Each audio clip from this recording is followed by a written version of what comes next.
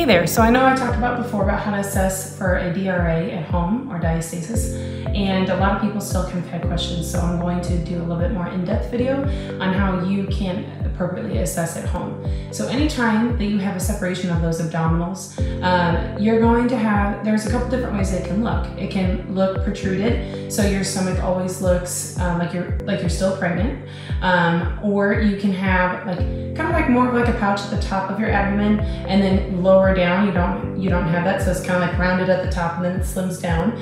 You could also have a very flat stomach, but then at the very end of it, there's what a lot of people call it like their mommy tummy. It also can happen to very thin people as well, and it can even look like basically like an hourglass figure, and there's like a separation around their abdomen or around their belly button, and then it goes back to closure. So there is not a one-size-fits-all.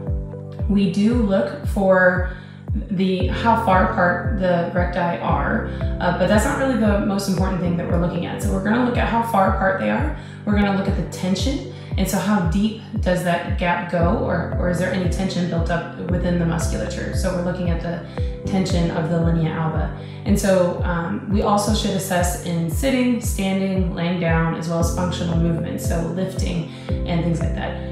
Easiest way though for someone to do it at home is just laying down. And then if you notice that you do have a separation, you should contact a physical therapist. So let me show you. I'm going to take this off the stand. Sorry for the wobbliness. So what you're going to do is you're going to lie down, okay? And within the abdomen, you want to look for, you're going to kind of feel around for the belly button. Okay, so here's my belly button, and kind of just go right above, and you're going to feel left and right to see if you can kind of feel where the ab muscles are. And you want to assess for how far apart they are. So what I do is, here, let me show you. All right, so there's my belly button, okay? And then you can tell right from the very center. I'm going to take one finger and I'm going to just kind of dig left and right, okay? You can tell most appropriately then when I have my knees bent, and I'm going to do a slight sit up.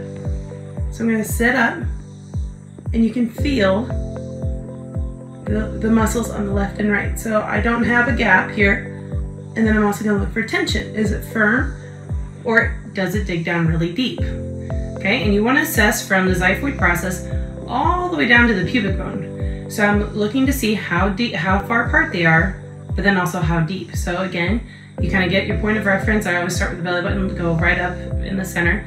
You're going to crunch up with your knees bent, and you're going to feel all the way down. Now, interesting enough though, for me, right at my belly button, I have a 2-finger gap, okay? But the tension is pretty good. And then you just kind of keep following it all the way down, okay?